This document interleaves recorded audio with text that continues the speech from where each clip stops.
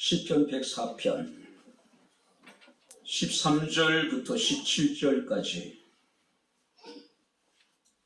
제가 여러분들에게 봉독을 해드리도록 하겠습니다. 시편 104편 13절부터 17절 말씀이 되겠습니다.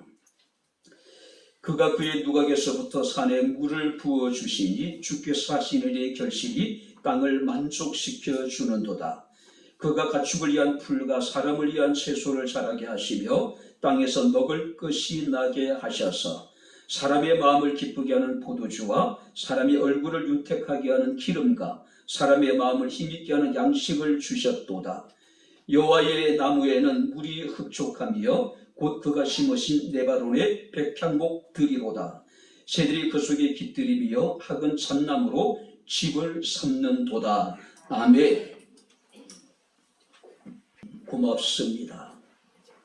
살아계신 하나님을 예배하게 하시고 또 이 시간 주의 말씀을 청종할 수 있는 은혜를 베풀어 주심을 감사를 드립니다. 말씀이 선포될 때 우리의 마음의 문을 열어주시고 길을 여셔서 성령이 교회들에게 하시는 주의 음성을 듣게 하옵소서. 깨달을 수 있는 지혜로운 마음을 주옵소서. 예수님 이름으로 기도합나이다. 아멘. 할렐루야. 아멘. 자, 우리 옆에 있는 분들과 인사하겠습니다. 하나님 우리와 함께 하십니다. 인사하겠습니다. 하나님 우리와 함께 하십니다. 할렐루야. 아멘. 다시 한번 인사하겠습니다. 모든 것이 하나님의 은혜였습니다. 인사하겠습니다. 모든 것이 하나님의 은혜였습니다. 할렐루야. 아멘. 지나고 나면은 은혜 아닌 것이 하나도 없더라고요. 모든 것이 하나님의 은혜였습니다. 할렐루야. 아멘. 제가 자주 부르는 찬양 가운데 똑바로 보고 싶어요라고 하는 찬양이 있습니다. 제가 2000년도 우리 백향목 교회가 당시 이제 중증 장애인들을 데리고 설악산에 이렇게 이제 관광을 했었습니다. 그때 아마 바자회 수익금 한 300 정도를 들여가지고 햇빛 동산에 굉장히 심각한 중증 장애인들.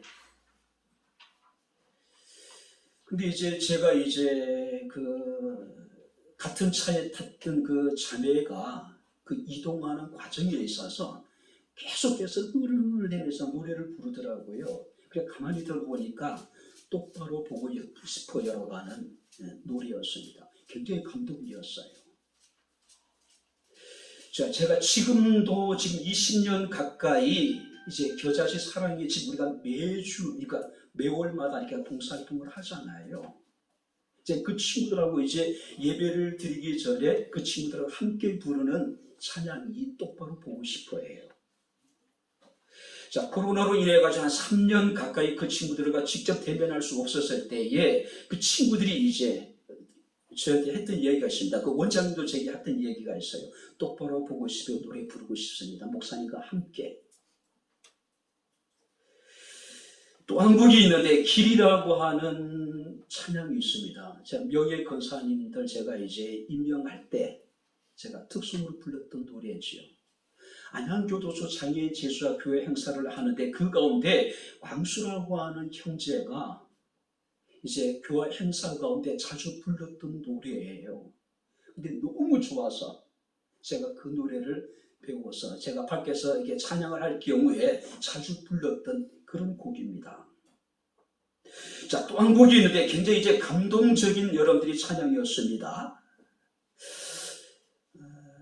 섬기는 사람들이라고 하는 선교단체와 저희 교회가 이제 서로 협조를 해가지고 제가 장애인들, 지금이야 그래도 여러분들이 시각이 많이 달라졌지만 예전에는 장애인들을 가진 가족들은 굉장히 부끄러워했잖아요.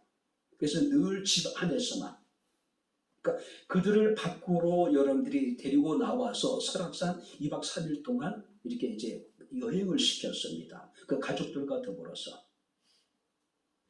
근데 이제 그 설악산 케이블카를 타고 이제 올라가는데 그 장애인들이 이제 그 노래를 부르기 시작하더라고요. 주 하나님 지으신 모든 세계 하면서 와 진짜 감동이었어요. 늘 그들은 가정에서 밖으로 나오는 일이 거의 드물었잖아요. 근데 그들이 이제 케이블카 타고 저 올라가면서 사락산의 어떤 풍경을 보면서 부르는 주 하나는 지으신 물들새기 그 찬양은 제게 참 감동이었습니다. 충격이기도 했고요. 나에게 이런 감격이 있을까? 내게 이런 기쁨이 있을까? 그런 생각이 들기도 했습니다. 자, 오늘 여러분들이 시편 104편은 시편 가운데 가장 아름다운 서정시 가운데 하나라고 사람들에게 여러분들이 인정을 받고 있습니다. 자, 이 시에는 표제가 없기 때문에 저자가 누구인지 알 수 없습니다. 또한 여러분들이 어떤 목적으로 이 시가 사용되었는지에 대해서 우리가 알 수가 없습니다. 다만 우리가 전체적인 우리가 이 시의 내용을 통해서 아마 자연을 통하여 창조주 하나님을 찬양하는 시라고 우리가 이야기할 수가 있을 것입니다. 다시 말해서 하나님의 창조 사역에 대한 인간의 화답시라고 이야기할 수 있습니다. 자, 시편 기자는 하나님이 지으신 세상의 배후에 있는 창조주 하나님의 지혜와 은총과 영광을 노래하고 있는 겁니다. 특별히 여러분 우리가 16절 말씀을 보시기 바랍니다. 여호와의 나무에는 물이 흡족하며 곧 그가 심으신 레바논의 백향목이로다라고 이야기를 합니다. 한 나무를 소개하고 있는데 그 나무가 뭐냐면은 여호와의 나무래요. 근데 그 여호와의 나무는 여호와께서 친히 심으신 나무인데 그 나무는 백향목이라고 지금 이야기하고 있음을 우리가 보게 됩니다. 백향목은 높고 건조한 지역에서 자생하는 소나무과에 속한 여러분들이 나무입니다. 굉장히 내구성이 강하죠. 그래서 30m에서 40m 정도까지 나무가 자랍니다. 그리고 나무가 굉장히 여러분들이 고다요. 그러니까 그 수연 굉장히 아름답고 또 여러분 나무가 단단하다 보니까 배를 만들거나 또 여러분 하나님의 성전을 건축할 때도 이 백향목이 사용되어지게 되는 모습을 우리가 보게 됩니다. 굉장히 또 진한 향을 낸다 그래요. 그러니까 어지간한 해충들이 나무에 접근할 수 없을 정도로 그 향이 굉장히 강하다는 이야기입니다. 또 단단하기도 하고 강력한 소생력을 가지고 있기 때문에 상처가 있더라도 금방 회복이 됩니다. 그래서 수명이 3,000년에서 4,000년도 간다 그래요. 어마어마하죠. 그렇죠? 성경에서는 이 백향목을 견고함의 상징이고 또 강건과 행복의 상징이고 또 백향목은 장대함의 상징으로 우리에게 소개되고 있음을 우리가 보게 됩니다. 그리고 중요한 것은 이 백향목은 하나님께서 택하신 선미를 상징하고 있다라고 하는 사실이에요. 자, 오늘 성경 말씀을 보니까 그 물이 흡족하기 때문에 여기 흡족하다고 이야기합니다. 지속적으로 만족한다. 13절 말씀을 보니까 그가 그의 누각에서부터 산에 물을 부어주시니 주께서 하시는 일의 결실이 땅을 만족시켜준다. 하나님께서 끊임없이 비를 내려주셔서 그 백향목이 늘 물이 흡족하다. 마치 시냇가에 심겨진 나무처럼. 자, 그렇다면 오늘 우리들은 바로 하나님이 심으신 하나님의 나무인 이 백향목 교회 가운데 나타나셨던 하나님의 은혜가 있습니다. 하나님의 사랑이 있어요.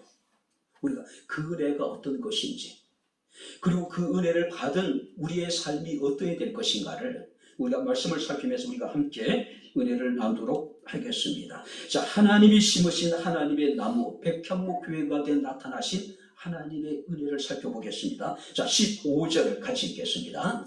사람의 마음을 기쁘게 하는 포도주와 사람의 얼굴을 윤택하게 하는 기름과 사람의 마음을 힘있게 하는 양식을 주셨도다. 자, 사람의 마음을 기쁘게 하는 포도주. 자, 하나님께서는 15절 말씀을 통해서 우리가 이 땅에 살아가는 데 필요한 모든 것들을 채우셨대요. 구체적으로 어떤 것들입니까? 마음을 기쁘게 하는 포도주와 얼굴을 윤택하게 하는 기름을 주시고 사람의 마음을 힘있게 하는 양식을 주셨다. 자, 여기 사람의 마음이 반복되죠. 여기서 말하는 사람의 마음이라고 하는 것은 하나님 앞에서의 우리의 삶 자체를 말하는 겁니다. 그러니까 하나님 우리의 삶에서 필요한 모든 것들을 하나님께서 풍성하게 채워주셨다는 이야기죠. 다시 말해서 우리의 삶이 하나님 앞에 온전하도록 하기 위해서 우리에게 필요한 모든 것을 세우셨다. 마음을 기쁘게 하는 포도주와 얼굴을 윤택하게 하는 기름, 또 사람의 마음을 힘있게 하는 양식을 주셨다. 자, 사람의 마음을 기쁘게 하는 포도주. 자, 여기서 기쁨이라고 하는 이 단어의 의미는요, 하나님이 의도적으로 우리에게 베푸시는 기쁨. 할렐루야. 아멘. 하나님이 우리에게 의도적으로 우리를 위해서 기쁨을 주신다는 이야기예요. 의도적으로. 근데 시인은 그 기쁨을 포도주와 관련해서 지금 표현하고 있는 겁니다. 그 기쁨이 얼마나 컸던지 시편 4편 7절 말씀을 보니까 다윗은 주께서 내 마음에 두신 기쁨은 그들의 국수가 새 포도주가 풍성할 때보다 더하다라고 노래합니다. 자, 포도주로 인한 기쁨이 얼마나 컸던지 하나님이 내게 주신 기쁨에 비교되고 있는 거예요. 그런 큰 기쁨을 하나님께서 우리에게 주셨다는 이야기예요. 우리가 요한복음 2장에 보게 되면은 가나 혼인잔치의 그림이 그려지고 있죠. 자, 혼인잔치가 한참 진행되는 도중에 포도주가 떨어지는 불상사가 발생하게 됩니다. 이건 심각한 문제예요.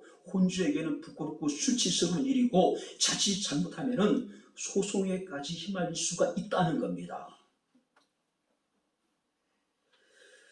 포도주는 기쁨의 상징입니다. 자, 잔치를 잔치되게 하는 것이 뭐냐면은 포도주였단 말이에요. 근데 지금 포도주가 떨어졌다? 이건 심각한 위기예요. 자, 팔레스타인 지역에서는 포도주가 이 잔치 때 포도주를 충분하게 준비합니다. 그런데 연일 계속되어지는 잔치로 인해서 포도주가 때로는 떨어질 때가 있어요. 그래서 사람들이 어떻게 합니까? 물을 타기 시작하는 거예요. 왜냐하면 포도주가 떨어지면 안 되니까 물을 탑니다. 2분의 1까지 탄다 그래요. 많이 탈 경우는. 그죠? 왜냐하면 포도주를 대신할 만한 다른 것이 없기 때문에 잔치가 진행되는 상황을 살피고 난 다음에 포도주가 떨어지겠다 싶으면은 갖다가 물을 계속 타는 겁니다. 실제적으로 여러분 우리가 요한복음 2장 10절 말씀을 보게 되니까 예수께서 만드신 포도주를 맛본 그 열애장이 뭐라고 얘기합니까? 사람마다 먼저 좋은 포도주를 내고 시한 후에 저 낮은 것을 내거늘 그대는 지금까지 좋은 포도주를 뒀다라고 이야기를 하잖아요. 여기서 낮은 포도주는 게 뭡니까? 물을 탄 포도주를 말하는 거예요. 그죠? 이것은 우리가 많은 것을 생각하게 됩니다. 현대인들은 하나님이 주시는 기쁨을 상실해 가고 있죠. 그러다 보니까 자꾸 다른 것을 혼합하는 겁니다. 자꾸 다른 것을 찾게 되는 거예요. 변질된 포도주의 맛, 하나님 우리에게 주신 참된 기쁨이 아니라 우리는 자꾸 혼합된 또 다른 여러분들의 기쁨을 우리가 세상 살아가면서 우리가 찾고 있는 거예요. 사랑하는 성도 여러분들, 하나님께서 우리에게 마음의 기쁨을 주셨습니다. 할렐루야. 마음의 기쁨을 주는 포도주를 주셨다고 지금 말씀을 하고 있습니다. 물론 그 기쁨은 현상적인 우리가 풍요에서 누릴 수 있는 기쁨일 수 있겠죠. 그러나 여기서 말하는 기쁨이라는 것은 그것보다도 더 큰 기쁨을 말하고 있는 겁니다. 우리가 하박국서 3장 17절 18절 말씀을 보게 되면은 비록 무화과 나무가 무성하지 못하며 포도나무에 열매가 없으며 감람나무에 소출이 없으며 우리의 양이 없으며 외양간에 소가 없을지라도 나는 여호와로 즐거워하며 나의 구원의 하나님으로 말미암아 기뻐하리로다. 할렐루야. 이 즐거움이에요. 이 기쁨을 말하는 겁니다. 시편 51편 12절 말씀을 보게 되면은 이 다윗이 밧세바의 어떤 부적절한 관계 그리고 하나님의 진노 가운데 처해지게 되죠. 눈물로 밤을 지새웁니다. 눈물로 여러분들이 요를 적심해서 하나님 앞에 그가 철저하게 회개를 해요. 진노 중에 이 다윗이 하나님께 구한 기도가 있습니다. 주의 구원의 즐거움을 회복시켜 주소서. 모든 것을 다 잃어버린다 하더라도 그가 이 다윗이 끝까지 지키고 싶었던 것이 있었어요. 그게 뭡니까? 구원의 기쁨이에요. 구원의 즐거움이에요. 구원의 감격이에요. 찬송가 94장을 보게 되면 그 기쁨은 세상 부귀와 세상의 명예와 세상의 행복과도 바꿀 수 없는 기쁨입니다. 즐거움이에요. 그 기쁨은 어떤 경우에도 잊을 수 없는 것이고 무엇으로도 빼앗길 수 없는 것이고 그 기쁨은 변하지 않는 영원한 기쁨이라는 겁니다. 그래서 우리는 노래합니다. 세상의 즐거움 다 버리고 세상의 자랑을 다 버리고 우리는 그 기쁨을 하나님께 날마다 추구하는 거예요. 시편 16편 11절 말씀을 보게 되면은 주께서 생명의 길을 내게 보이시려니 주의 앞에는 충만한 기쁨이 있고 주의 오른쪽에는 영원한 즐거움이 있나이다. 한번 따라해 보시기 바랍니다. 주님 앞에는 충만한 기쁨이 있고 주의 오른쪽에는 영원한 즐거움이 있나이다. 하나님께서는 충만한 기쁨이 있고 영원한 즐거움이 있대요. 이 기쁨을 주시고 이 즐거움을 우리에게 주셨다는 이야기죠.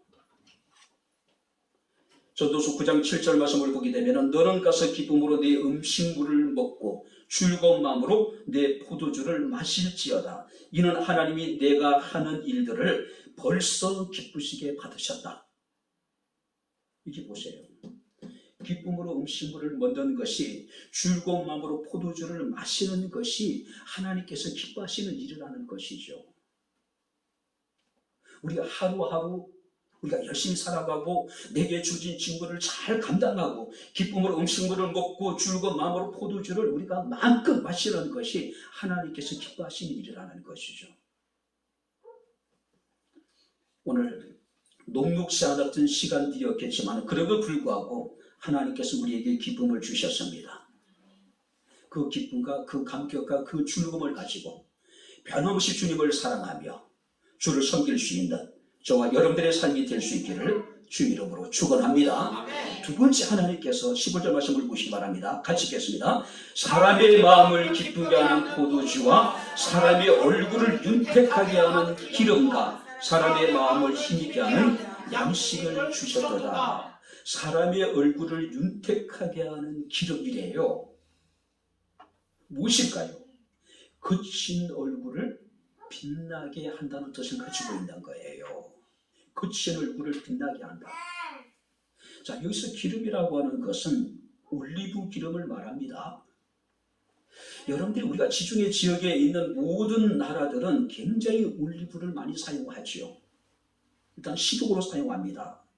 뿐만 아니라 거친 모래바람과 뜨거운 햇빛으로 거칠어진 얼굴에 발라서 고운 피부를 유지하는 데 화장품으로 사용되기도 하고 또 의약품 대용으로 이 올리브 기름이 사용되기도 합니다.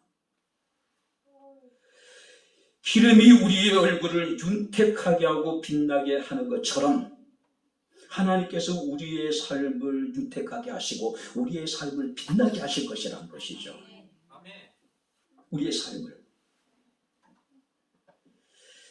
하나님은 우리가 행복해지기를 원하십니다. 할렐루야. 이것이 우리랑은 하나님의 소원이 아닐까요? 행복해지길 원하는 것은 모든 사람들의 같은 바람이 아닐까요?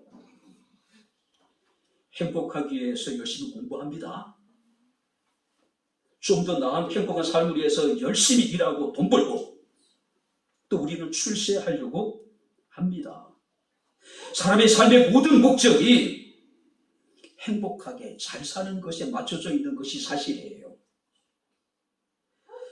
모든 사람들이 모두가 행복한 삶을 살기를 원하고 잘 살기를 원하는데 현실은 그렇지 않죠. 그래서 개인적으로 저는 부자가 됐으면 좋겠어요. 솔직한 마음입니다. 제 스스로는 부자가 될 수 없겠지만 우리의 자녀도 참 부자가 됐으면 좋겠어요. 또 그 자녀들은 더 큰 부자가 되었으면 좋겠어요. 어쩌면 하나님 마음도 우리의 마음과 같지 않을까요? 할렐루야. 아멘. 부자가 되는 걸 부끄러워하지 마세요. 부자가 되는 걸 이상하다고 생각하지 마세요. 여러분들이 에덴 동산을 보게 되면 에덴 동산은 가난한 곳이 아니었습니다. 부유한 곳이었어요. 조금 더 부족함이 없는 완전한 곳이었단 말이에요. 에가서 3장 33절 말씀을 보게 되면 주께서 인생으로 고생하게 하시며 근심하게 하심이 본심이 아니래요. 하나님은 우리가 가난해서 생고생하는 것을, 우리가 가난함으로 무엇을 먹고 마셔야 될지 근심하며 고민하는 것을 원하지 않는다는 이야기예요. 하나님의 본심은 예레미야 29장 11절에 기록되어 있습니다. 너희를 향한 나의 생각을 내가 아나니 평안이요 재앙이 아니라 너희에게 미래와 희망을 주는 것이래요. 하나님, 우리가 평안해지는 것을 원하고 하나님께 우리에게 미래를 주기를 원하고 하나님께서 우리에게 희망을 주시기를 원하신단 말이에요. 그죠? 하나님 우리를 윤택하게 하십니다. 백경목에 살아오는 모든 성도들이 다 윤택했으면 좋겠어요. 빛나는 삶이었으면 좋겠어요. 우리 자녀들의 삶이 윤택했으면 좋겠고 우리 자녀들의 삶이 정말로 빛나는 삶이었으면 좋겠어요. 잘 됐으면 좋겠어요. 그죠?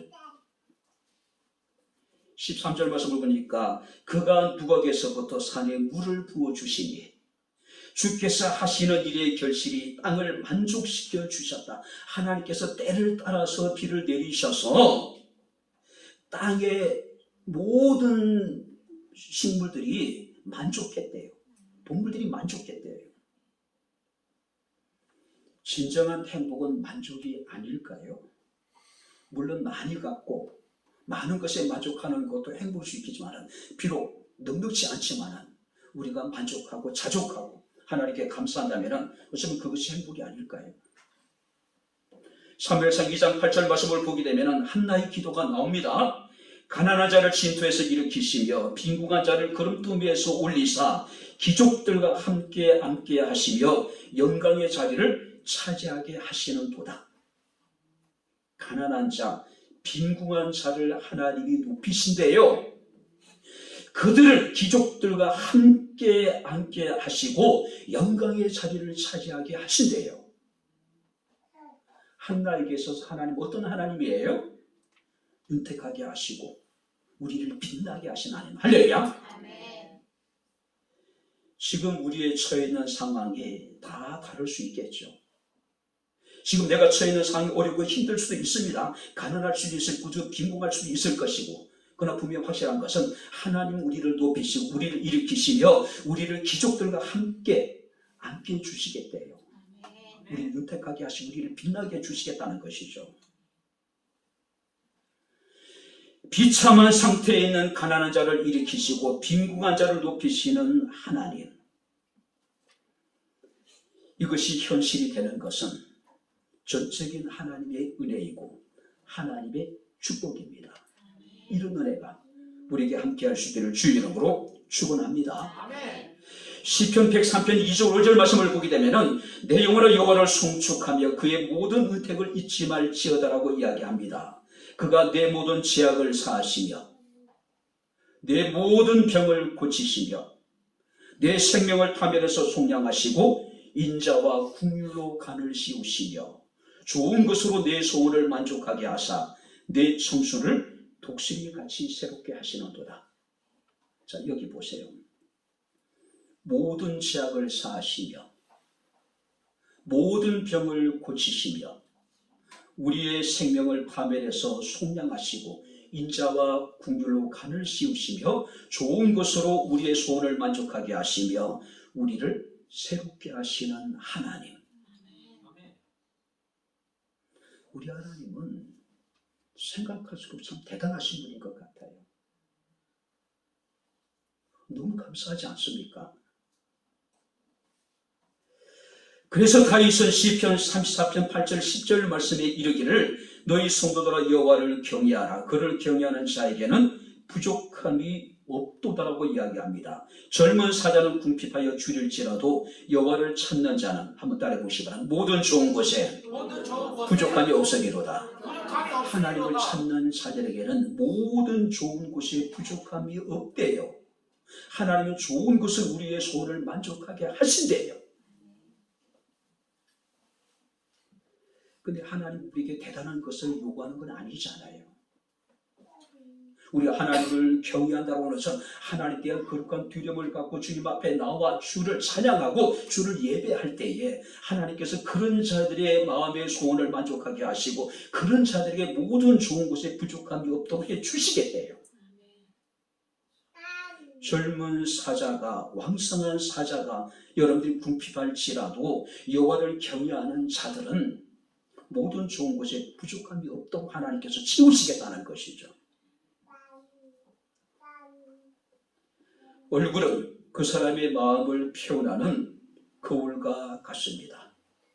하나님께서는 우리의 얼굴을 윤택하게 하는 기름을 주신 하나님, 우리의 삶을 윤택하게 하시고 우리의 인생을 빛나게 하신 하나님, 오늘 그 하나님의 은혜를 우리가 입었습니다. 하루하루 우리가 범사에 하나님께 감사할 수 있는 저와 여러분들의 삶이 되어질 수 있기를 주 이름으로 축원합니다. 지금 여러분들이 보고 있는 여러분들의 모습은 전부가 아니라는 것이죠. 하나님은 지금보다 더 우리의 삶을 윤택하게 하실 것이고, 할렐루야. 지금보다 훨씬 더 우리의 삶을 하나님께서는 빛나게 하실 것이라는 것이죠. 지금 여러분들이 보고 있는 여러분들의 자녀의 모습이 전부가 아니라는 것이죠. 우리가 하나님 앞에 기도하면 하나님께서 우리의 자녀들을 윤택하게 하실 것이고 우리의 자녀들의 삶을 하나님께서는 빛나게 주실 것이라는 것이죠. 의인의 자식이 걸식하는 법을 본 적이 없다고 다시 이야기를 해요. 반드시 하나님께서 보고 주시겠다는 이야기입니다. 하나님 은혜를 베풀어 주시겠다는 이야기죠. 15절 읽고 15절 같이 읽겠습니다. 다시 한번 읽겠습니다. 세 번째입니다.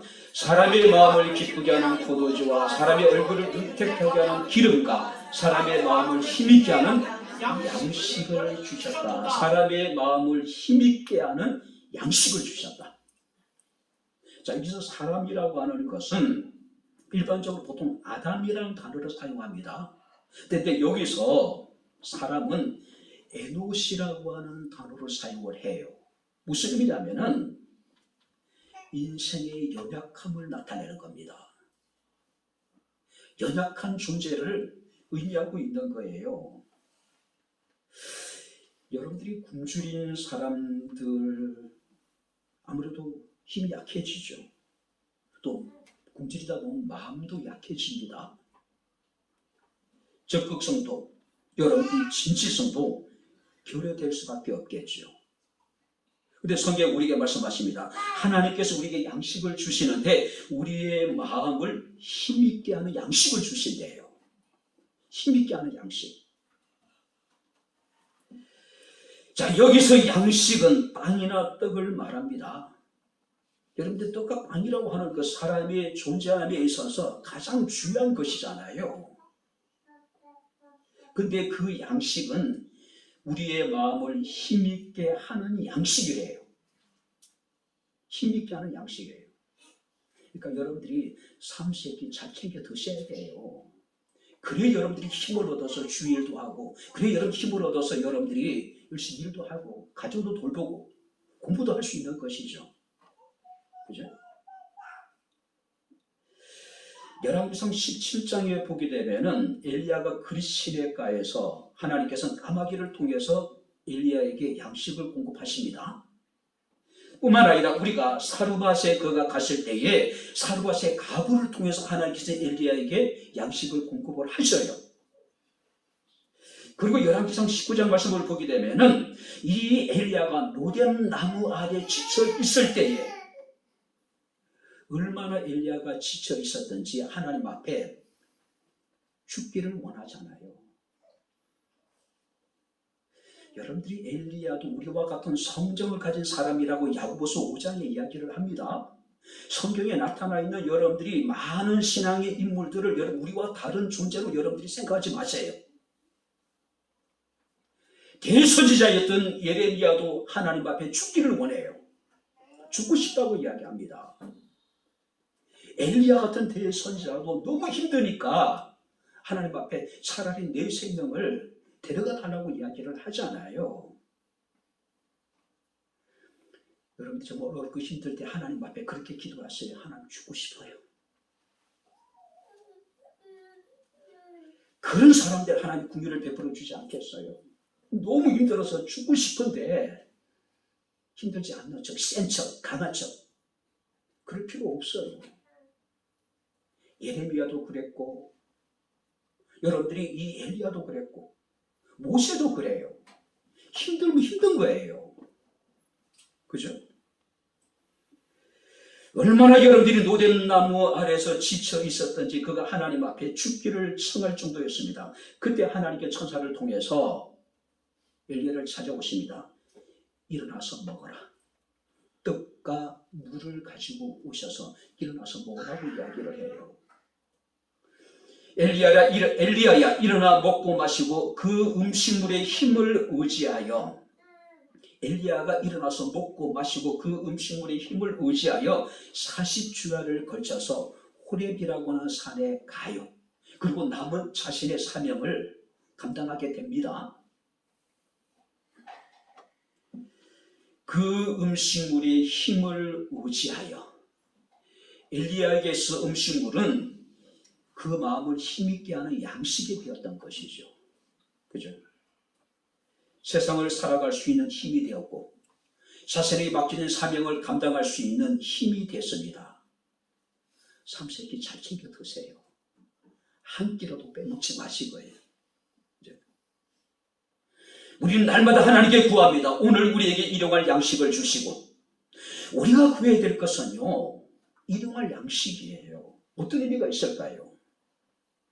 하늘에 계신 우리 아버지께서 오늘 우리에게 일용할 양식을 주실 것이 내일도 우리에게 그날의 양식을 함께 주실 것이라고 하는 믿음을 가지고 날마다 우리가 하나님 앞에 우리의 일용할 양식을 달라고 우리가 기도해야 되는 것이죠. 마태복음 6장 31절에 주님께서 말씀하신다. 그러므로 염려하여 이르기를 무엇을 먹을까 무엇을 마실까 무엇을 입을까 하지 말라. 이는 다 이방인들이 구하는 것이니 너희 하늘 아버지께서 이 모든 것이 너희에게 있어야 할 줄을 아시느니라. 할렐루야. 하나님 우리의 필요한 모든 것들을 다 알고 계신대요. 우리가 구해야 될 건 뭡니까?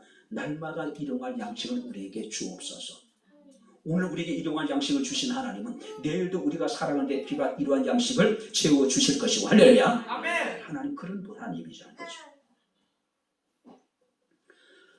음성에 있는 꽃동대라고 하는 곳에 큰 입구의 바위에 이런 글귀가 써 있습니다. 얻어먹을 수 있는 힘만 있어도 그것은 주님의 은총입니다. 누구는 얻어먹을 수 있는 힘만 있어도 주님의 은혜라는데 하나님께서 우리에게 일용할 양식을 주시고 할렐루야. 그리고 나눌 수 있는 은혜를 주셨으니 얼마나 감사합니까? 그죠? 우리의 마음을 힘있게 하는 양식을 주셨답니다. 우리가 여러분들이 먹고 건강해서 주의 길을 가고 주의 사명을 감당하고 하루하루를 감사함으로 여러분들이 살아갈 수 있는 저와 여러분들의 삶이 될 수 있기를 주의 이름으로 축원합니다. 자, 그렇다면 우리가 이런 사랑을 받았어요. 이런 은혜를 받았습니다. 그럼 우리의 삶이 어떠해야 될까요? 우리 어떤 삶을 살아야 될까요? 자, 17절 같이 읽겠습니다. 새들이 그 속에 깃들이며 학은 장남으로 집을 삼는구나. 자, 여기 새들은 작은 새를 말하는 것이고 학은 큰 새를 말하는 거예요. 크고 작은 새들이 백향목의 보금자리를 만들고 그 나무에 깃들인다는 이야기예요. 오늘 큰 나무는 큰 나무만큼 자연에게 여러분 혜택을 줘야 되죠. 자, 우리가 하나님의 은혜와 사랑을 받았다면은 우리가 받은 하나님의 은혜의 사랑에 대해서 우리는 어떻게 될까요? 나눌 수 있는, 다른 사람들이 내 삶에 깃들일 수 있도록 뭔가 우리가 여러분들이 편안함을 주고 위로를 주고 그래야 되지 않을까요? 제가 하도 공부를 안 하니까 저희 어머니가 그 얘기했어요. 야, 이놈의 새끼야, 공부해서 남 주냐고. 저희 집안에 서울대학 나오신 분이 있습니다. 그것도 법대를 나오신 대단한 분이에요. 중학교를 가지 못했어요.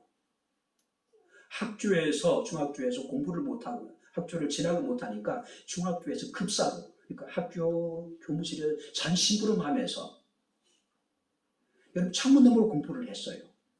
너무 똑똑하니까 교장 선생님이 진주에 있는 고등학교에 진학을 시키고 그리고 서울대학을 가신 분이에요. 대단한 분이잖아요. 근데 우리가